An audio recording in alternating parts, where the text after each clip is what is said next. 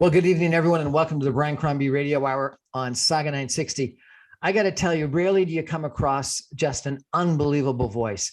And I don't know how I found it, but someone told me, you got to check out this person's voice. And I heard her sing this. It actually almost sounded like an indigenous kind of melody, or maybe like Enya, but far better than Enya. And it turned out to be a young lady from Hamilton, who actually happens to be living in Italy, studying Italian opera and a whole bunch of other things now. And she's won a ton of competitions, and she's going to tell us a little bit about that. But I got to tell you, and we're going to play you some of it. She has got a voice that is just angelic. It is absolutely incredible. So I want you all to meet Ekaterina Shelehova. She was born in 1995. So she's only 24 years old. No, a little bit older than that. 25. 25 years old. 24 sounds nicer. She was born in Kaliningrad, Russia, but emigrated to Canada when she was 6 years old. She started singing when she was 3, and has grown up in Hamilton and started competing in competitions, concerts such as the very famous Kiwanis competitions, where she got first place in 2008.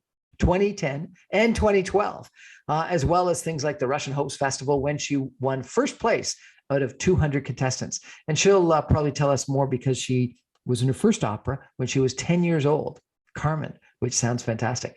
Ekaterina, how are you? Welcome to our show. Hi, it's such a pleasure to be here. Thank you for having me. It's an honor to meet you. And you're a soprano, I understand. I am. I'm actually what they call a coloratura soprano, which is also a type of soprano which sings very, very high repertoire. So think of Queen of the Night, stuff like that. So very, Fantastic. very up there. And is singing opera something you always wanted to do? Well, I knew that I wanted to sing. And so when I was 12 years old, I met my teacher, David Varjabed, and he kind of led me to that opera kind of way, and I just realized that I enjoy it and I love it, so I decided to continue. Fantastic. And tell us about you're in Italy now. What are you doing? You're studying? No, I actually I finished my studies 2 years ago, so I have my master's in opera performance. So I've been working for the last 2 years. I'm school free, and at the moment I'm actually back in Hamilton for the summer. And we'll go back to Italy once September hits, where I have a few tours in Germany and in Italy. And then hopefully we'll return for Christmas back home. You say you're working. Are you singing, or what are you doing for work? Yes. I graduated as a singer, and that is my job. Yes. And so where are you singing right now? Where can we see you sing? Well, right now I'm on holiday, but in September and October, I will be going to Germany. The cities are not determined yet because of COVID. So everything is a little bit on the line, and it's a little bit frustrating because of that. I think a lot of artists feel that way, not just me. But I have a few performances. I'm also writing a soundtrack for a movie at the moment. Fantastic. Which is very interesting, yes. So that will be premiered also in November. And I will share that on my Instagram and everything. For now, it's top secret, but it will be released very, very soon. Well, I'm going to give you all a taste of Ekaterina's voice, because I think it's mesmerizing. And we're going to, just for a second here, play a little bit of something that she posted on Instagram that I just think is amazing. Listen to this. It's what is this? Like you are just making sounds, and it's incredible.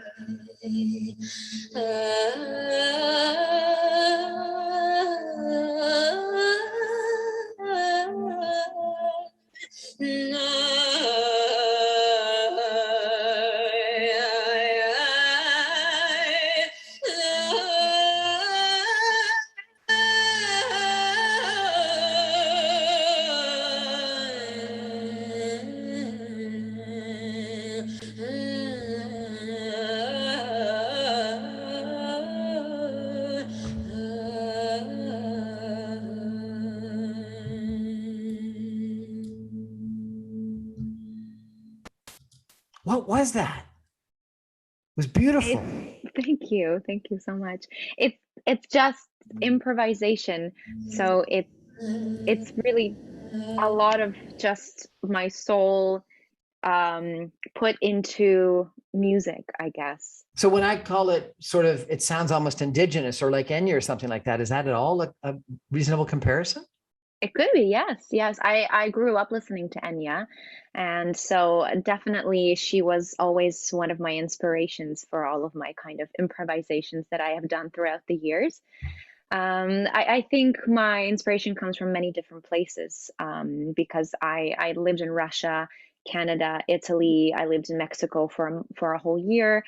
So there's a lot of different cultures that I have been able to experience, and I think it just kind of comes to me naturally, and I like to express it in the best way that I can. We're chatting tonight with Ekaterina. Oh, I'm going to get this wrong again. I apologize. Shelehova? Yeah, yeah, that's great. Shelehova. Good. Shelehova, Yeah. who is an incredible singer from Hamilton, in Italy as well, winning tons of competitions. We're going to take a break and come back more with Katerina in just a minute. Stay with us, everybody.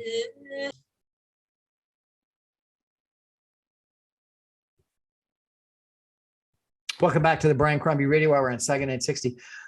Really interesting to introduce you to tonight. Ekaterina Shelehova, who is a Canadian opera singer. She's born in Russia. She started singing when she was 3 years old. She moved to Canada when she was 6 years old. She started performing in a lot of different competitions and winning a whole bunch of competitions. And she's gone to Italy, where she's got a master's in what? Opera performance? Opera performance, yes. Fantastic. And you said you weren't just a soprano, you were a something or other soprano? Well, What's it called? the coloratura. A So it's a coloratura. type of soprano, yeah. I think many sopranos are a little bit snobby in their own way when they don't like to just be called soprano. They like to say I'm a dramatic soprano or I'm a blah blah blah. Coloratura is, I guess, one of them. So it's the highest voice in the operatic kind of world. Unbelievable. So tell me, you actually started singing when you were 3. What did you start singing? Well, I actually quite literally started singing before I started to talk because my brother, who is 7 years older than me, started taking piano lessons. And he would always play his piano at home, and I would start to listen to the melodies and repeat them after him. So when I was still an infant, I was kind of singing along with all of those melodies that he would play. And then when I was in kindergarten, my first year, I was 3 years old, my our music teacher, because we had a music teacher at the kindergarten, and she noticed that I had a good ear, and so when all the other kids would have nap time, she would take me out of the class and she would teach me how to sing. So I was just very very lucky to have those people in my life right from the beginning that kind of helped me move forward in this I guess. Do you remember that kindergarten teacher's music teacher's name? Yes, Ludmila Marksovna. She is now Ludmila Gaft. So she actually lives in San Diego now in the United States. And we actually reconnected after that and we went to visit her a few years back, which was insane Oh, and that's fantastic. a great story. And what about your Yeah. brother? Is he a concert pianist or something now? Oh, unfortunately, he did not go on to study music, but he actually makes wine. He's a winemaker at Casaba Winery, which is in Niagara. So you can find that in Niagara, whoever's interested. Ah, I should go get some Casabo wine at the Casabo Winery. And so tell us, you started taking lessons and competing. Tell us a little bit about that story. Well, I started taking lessons when I was 3 years old, and ever since then, I had many different teachers from Russia, starting from Russia, then moving to Canada when I was 6. And I started competing in Kiwanis, the competition festival, right? You would say Kiwanis Festival. And I did all of the exams at the Royal Conservatory of Music, and I actually have 2 gold medals for the highest grade in Ontario, which was really exciting, I guess. And yeah, and so I continued down that path, and I actually graduated with a piano pedagogy degree when I was 18. So I finished all my piano As well. studies, and yeah, so that was really thanks to my parents who kind of pushed me also in that direction. And then at 18, I decided to fly away from the nest and go all the way to Italy to pursue a career in opera, because where else if not There's Italy, one go for right? sure. And where in Italy did you Yeah. go? Milan. So I ended up staying there. I have been living there now for 7 years. Now I'm kind of back and forth. Yeah. But when I was studying, I was full time there.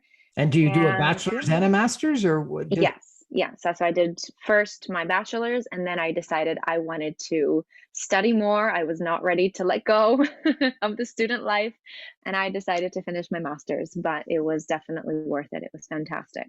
And you did Carmen when you were 10 years old? Seriously? Yes, yes. So I actually performed a lot with Opera Hamilton a long time ago. So I was actually part of the Hamilton Children's Choir, which is a very, very famous, fantastic, fantastic choir run by Zemfira Polos.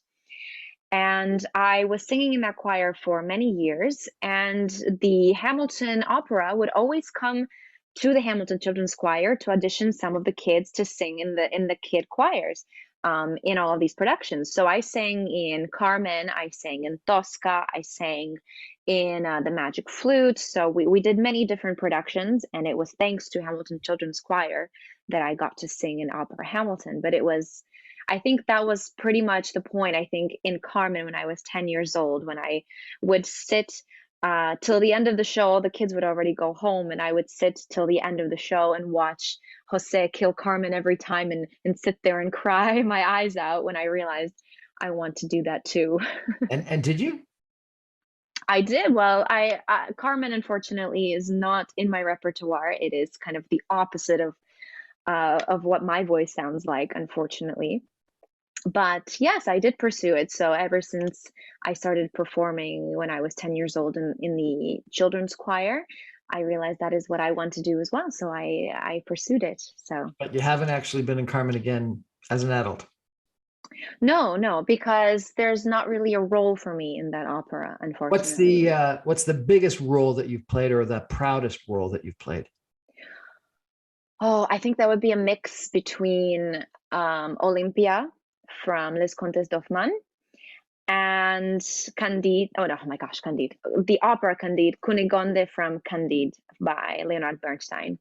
So those are the two that I actually studied in the conservatory, and then I performed it on the stage in the conservatory. So it was a lot of fun. Candide was definitely an opera that was very difficult to learn just because it is very kind of modern in the sense of rhythmic structures and melodic structures, but it was definitely so much fun. Fantastic. And what do you do for fun? Do you sing hip hop or something like that for fun, or no? Hip hop, yes, I ever since I was young, because I started off when I was 3, but I did not start off with opera, obviously. So I did lots of folk, I sang lots of pop, lots of different genres. And so when I did go into opera, I had already decided for myself that I would not let anything else go. I would always make sure to do a wide variety of repertoire, because I felt like I had more to explore and I had more to give than just opera. So yes, I sing pretty much everything. I recorded my first album when I was 16 years old. Really? It's Your called first album when you were Moonlight. 16? Well, It's actually, too no, bad my that you first haven't album. got, ambitions in life. Oh. Well, actually, my first album was when I was 4. So I actually recorded a children's album, which can be found on my website. So I recorded it in Russia in a studio, and they kind of produced it there. But my first album in Canada was with Marquis Classics, and it's called Moonlight, and it's actually under the name Katya, because that was the name that we decided at that point in time. So it can be found on Spotify, iTunes, literally everywhere. Moonlight by Katya. Yes, I'll yes. have to So check that's it out on more of a Spotify. crossover album. Yes, yes. Awesome. And what do you think's next for you? Oh, I think after I graduated, I had a plan, I had kind of a direction like this, right? And I think a lot of artists, if anybody who is in the artist field is listening right now, can agree that everything was cut short and a lot of our plans were kind of just they evaporated into thin air. So at the moment, I Because of COVID. definitely because of COVID, Right. yes, yes. So because of the restrictions in Europe as well, pretty much everything for the next 2 years was completely canceled. And so when COVID struck, I definitely had kind of an emotional battle with myself and I didn't know how to go on. And so I realized that I was focusing too much on one road instead of seeing the opportunities and possibilities in different roads. And so what I actually ended up doing was going on the show in Italy's Got Talent and with something completely different of what I was learning for the last 5 years, completely different. And it became a huge success. It was viewed by 40 million viewers online. It would just kind of exploded. And so at this point in time, I realized that I want to create soundtracks just like the one that you had put on before on the show. And I'm writing my own songs and I am trying to kind of record an album with that kind of ambiance, something like Enya, but a little bit more mysterious in that sense, and not letting go of my opera road, but trying to see other options as well. So stay tuned for an Fantastic. album. Well, let's come back to Italy's Got Talent in a minute, but we're going to play a little cut from a recent performance in Moscow of one of your favorite arias. Tell us about this if you could.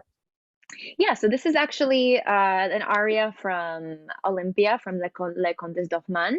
It's by Offenbach. And it's her only aria in the opera, but it's such a difficult aria that the singers prepare for it for a few hours beforehand. And she's a doll, so she's a mechanical doll. And as you can see here, I am standing like this, trying to showcase that I am a doll.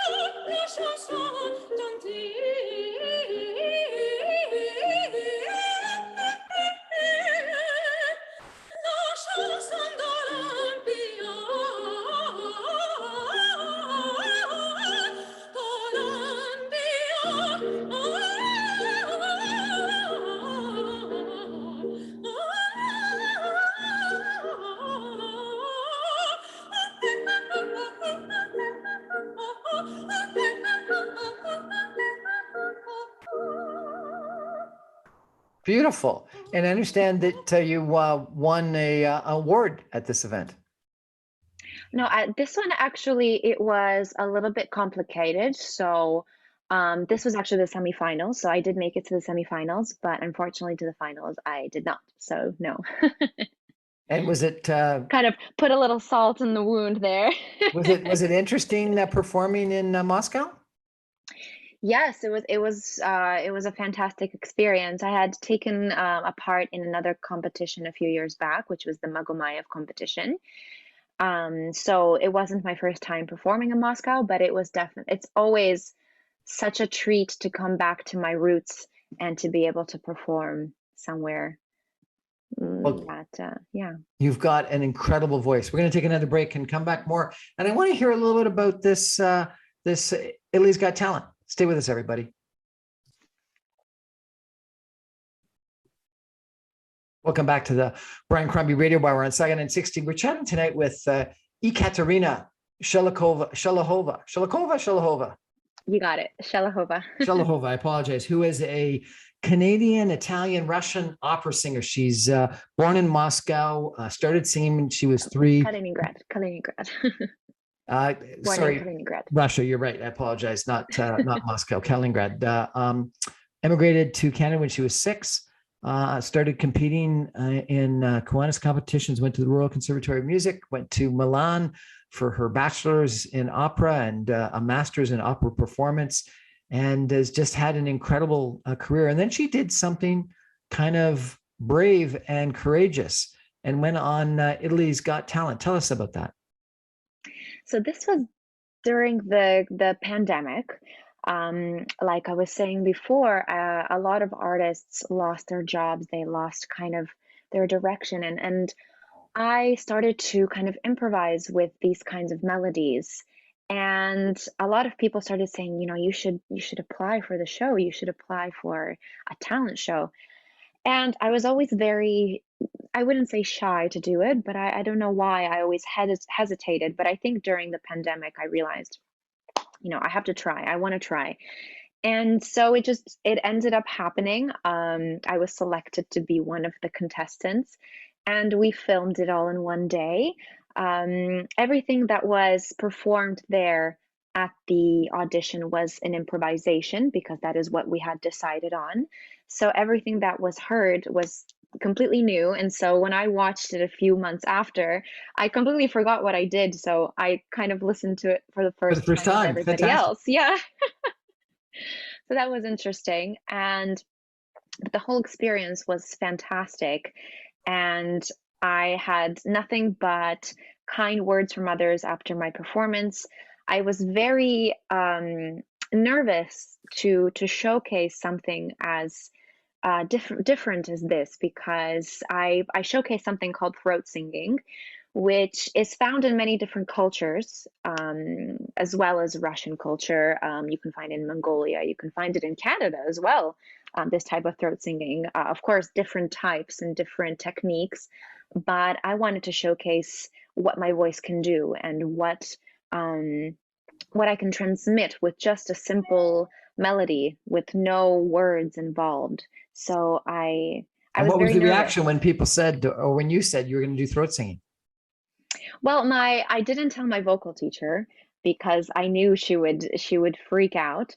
But when she did see it, she was actually very proud of me. She said that she really enjoyed it, and she said, "Just be careful." And I said, "Of course." So I actually studied it for a little while before I actually performed it. I watched a lot of tutorial videos and I tried to read up on it and everything. So I tried to make it as healthy for my voice as possible. But yeah, so it just kind of happened to work. We're going to play a little bit of it. Tell us a little bit about walking out on stage. Oh gosh. So when I don't have my glasses, I can't see very far. So what I saw was just a little fuzz of light. And I think anyone who has been in that situation would know how. Oh.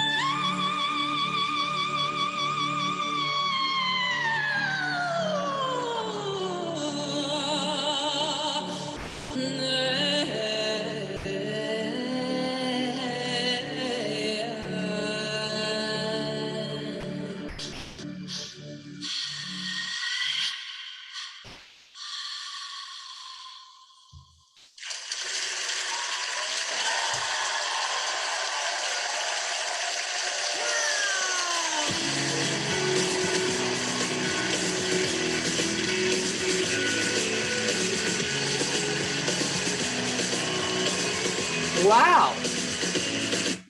Tell us what the reaction after that was. Well, everybody was very kind. All the judges were very full of nice things to say. I did get 4 yeses, which was very exciting. And it was just, I mean, when the show aired, I had really no idea what to expect, to be honest, because it was a little bit different. And I did get a bit of people in my life who are a bit skeptical, and they said, I don't think this is a good idea. And I won't name those people. Because they thought you should have gone out and done an aria? Yeah, exactly, exactly. So, and I had definitely had no idea what to expect. And I also completely forgot that people have social media and people might actually search for you after they see you Yep. on the TV. And so, when we were watching it at home, just, enjoying our dinner and then watching the show, and I said, "Oh, that's me." And then suddenly my phone starts vibrating to the extent that I had to just turn it off for a little while because it was just dying from notifications. But everybody was just so nice, and I was so blown away by people's reaction and people's kind words. I definitely did not expect it in the slightest. So it What's the really next step? changed my life. You got 4 yeses. What's the next step? Well, the thing was with this particular season of the show, because of COVID, so what they did was they just had a lot of contestants perform once, and they said yes to many of them, me included. And then they just did from there a final where they just took about a handful, I think it was 8 out of all the ones that they said yes to. So I wasn't really sure what the requirements were or why they chose some over the others, but I was not bitter about it at all, considering it is a show and I completely understand and respect their decision. I was just so happy to be there and to just experience it. And you say it changed your life. Why did it change your life? Well, I got to meet so many new people. A lot of new people reached out to me. I have people writing to me every single day telling me that they really understood and felt what I was kind of trying to say with my music, which is something that to me means more than anything. I am not a very communicative person with words. So everything that I'm feeling, I try to transmit with my song. And when people react positively to that, it just means the absolute world. And I got to work with a lot of fantastic individuals. I am writing a soundtrack for a movie, which is something insane. I did not know ever I would ever say these words out loud. In it, using throat singing? So using all of these kind of techniques that I've kind of learned throughout the years, and it's actually the story of The Tempest by Shakespeare, and they're doing a retake kind of it. It's an Italian movie, so it will be in Italian, and yes, so it's all vocal singing, and it's going to be really interesting. Fantastic. That's wonderful. And it is a beautiful piece. And it is something that someone sent to me and said, you've got to listen to this. And I did. And that's when I reached out to you. So, it's obviously something that people are passing around and find very different and impactful and beautiful. And so thank you so much for your talent and for sharing it all with us. Thank you so much. I want to play something a little bit more traditional, if we could. And I see that you've got Holy Night and you got something like Earth Melodies on YouTube. What would be something you'd like to hear or share with everybody? Oh, well, Earth Melodies is actually what I named this improvisation because a lot of people reached out to me and asked me, "Do you have this in an audio format that I can download?" And at that point in time, I had no idea that people would be so blown away by it. So I recorded it in a studio and I actually put it out on Spotify and iTunes, and it can be found on pretty much any platform, any musical streaming platform. So that's what I named it. I called it Earth Melodies because it's a combination of the earth and the sky, and that's what I just kind of felt when I sang it.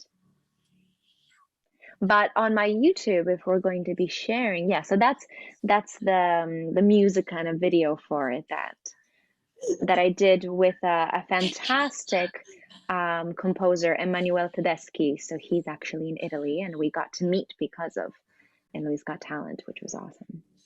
And this is on Spotify as well? Correct. Yes. So it's the same. It's the same.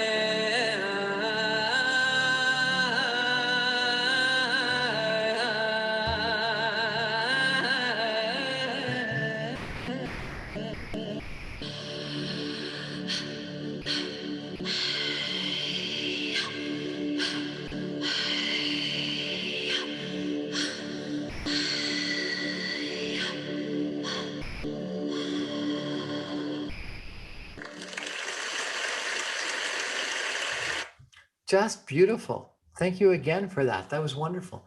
Um, this is almost a new form of music, isn't it?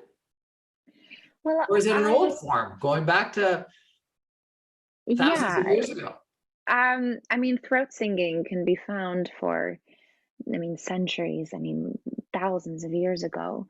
Um, it is definitely one of the most oldest traditions of singing. I'm not a very big specialist in it, so I wouldn't want to say something and then, maybe it's wrong. But I do know that it's one of the oldest. So it is found in many, many different cultures. And I just tried to kind of showcase it in a kind of new way. And hopefully I got the message across. Well, and we talked about Enya, and you said that Enya was one of your inspirations. I think I love to meditate to Enya. I think I'm going to start meditating to Earth Melodies by Ah, Ekaterina. oh, that'd be lovely. Thank you. But it's that kind of music, isn't it? It's music that you can just close your eyes and think that you're, as your film indicates, traveling around the world and seeing nature and seeing how glorious things can be. And it really does show the power of your voice and of the human voice. Thank you. That's exactly what I try to get across is what I want to do and what I am working on. My album is that kind of meditative state. So everything is going to be with no words. It's going to be in that kind of feeling of just floating through air. So I want to just explore that a lot more, and hopefully And we I can't will, yeah. come hear you perform anywhere. You're not performing in Hamilton or Toronto or Canada somewhere. I did perform, but it was in the beginning of July. I was actually part of Brat's Opera Festival here in Ancaster, And we did the opera Così fan tutte, and I was the Spina in that production. I got to roll around on roller skates, and it was a lot of fun. So we did that performance. And unfortunately, we were supposed to have a few more performances scheduled, but because of COVID, they were uncertain and they ended up canceling. We want to Um, see you live, so please schedule something and let us know. We're chatting with Ekaterina Shelehova right now. We're going to take a break and come back with some concluding comments in just a minute. Stay with us, everybody.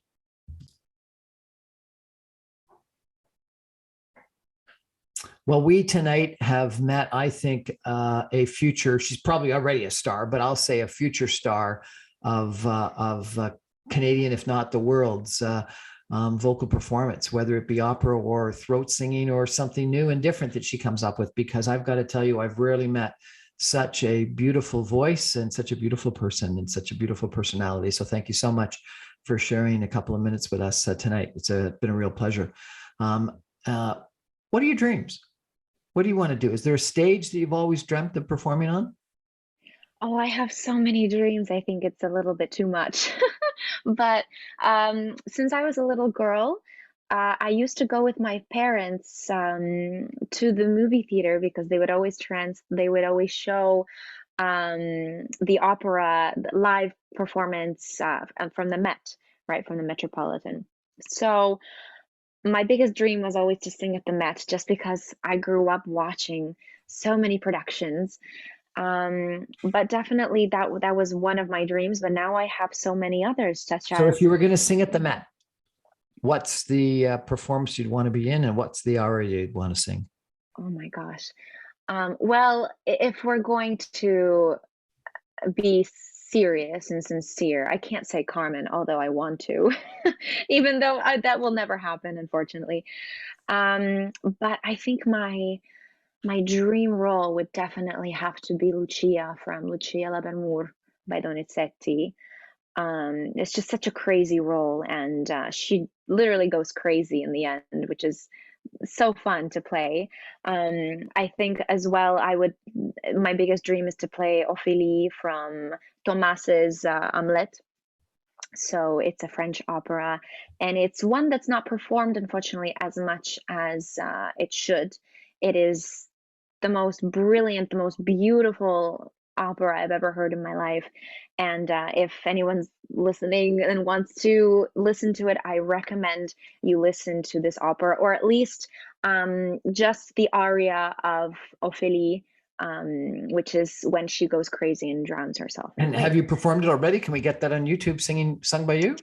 I have performed it before, but unfortunately, my cameraman was backstage, so you can just see the back of me, and it's not very YouTube worthy, unfortunately. But hopefully in the future, yes.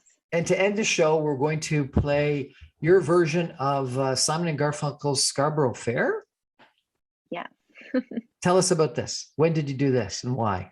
So this was actually a project that I did with another how do you say arrangiatore in English? So he creates melodies, and he also creates soundtracks and things like that. So a very, very brilliant young man. He's only, I think, 17. Luke Vork, I think is his last name. I don't want to say it wrong, but he's a brilliant, brilliant young man. And so he reached out to me and he said, "Hey, I have a few ideas that we could do together." And he was just so kind, and we decided to kind of collaborate. And so he actually created this version of Simons and Garfunkel's Scarborough Fair for me. So it's very different than the original, I will say that. And what stage is it on?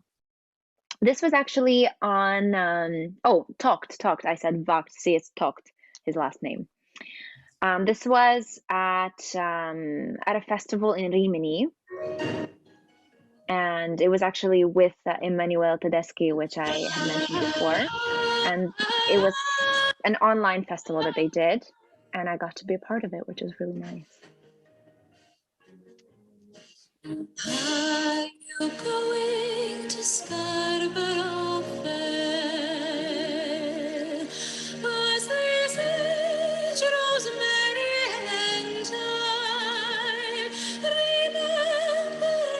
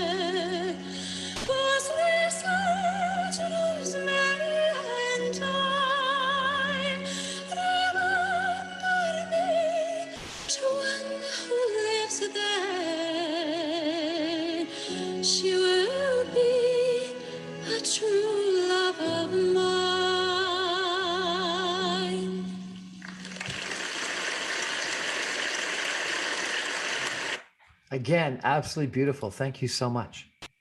Thank you.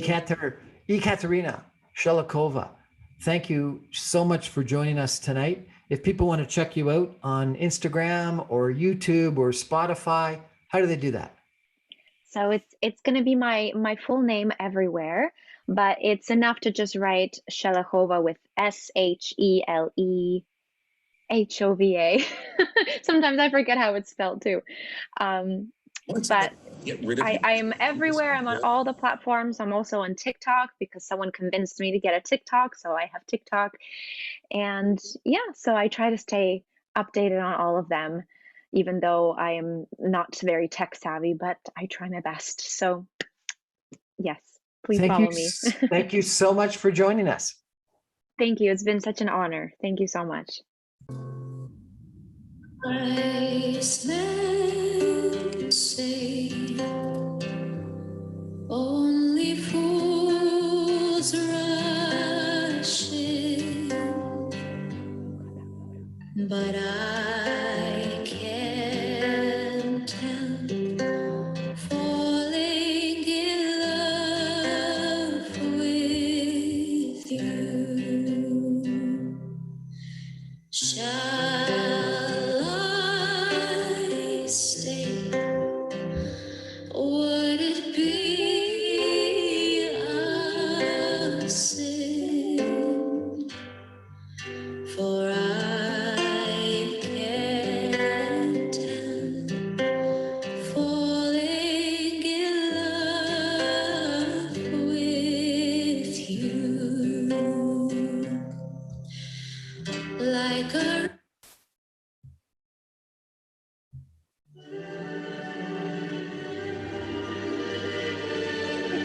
Oh gosh.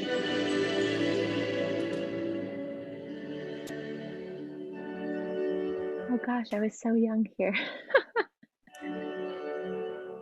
Holy night, the stars are brightly shining. It is the night that the dear Savior spent. Long lay the world in sin, sorrow, pining, till the unbeaten the soul felt its thrill of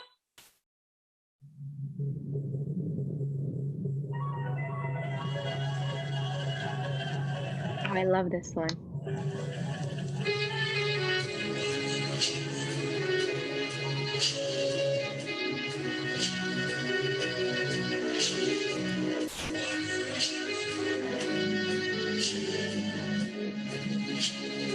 Oh, I'm done. Yeah, like two Okay, strings playing. that's great. That was wonderful. Thank you so much. Thank you. Thank you so You're much. just an adorable young lady, and you're an incredible talent. And I hope I get to meet you in person and watch you on stage. I'll probably put this on next week or so, and let you know probably Thursday or Friday. I've just finished another interview. I've got to save it. I've got to exit it and start again. So would you mind connecting back in about 30 seconds? Sure. Same link. Same link. Just wait for 30 seconds and then connect back in. Okay. Okay. Yeah. No worries. Okay, great. Thanks. How long are you still in Canada? Do you know? I will be gone the 16th of September, so I'll be Okay, here. so the till second then. Tuesday of September, I have an in-studio time in Toronto. If you're interested, I do an internet TV as well. I'll send you the details. If you're interested, let Okay. me know. And Yes, we can yes. do a shortened version. I am interested. I Okay. will be there. Excellent. Thanks so much. Have a great night. Thank you. You Bye-bye. too. Goodbye. Bye-bye. Thank you.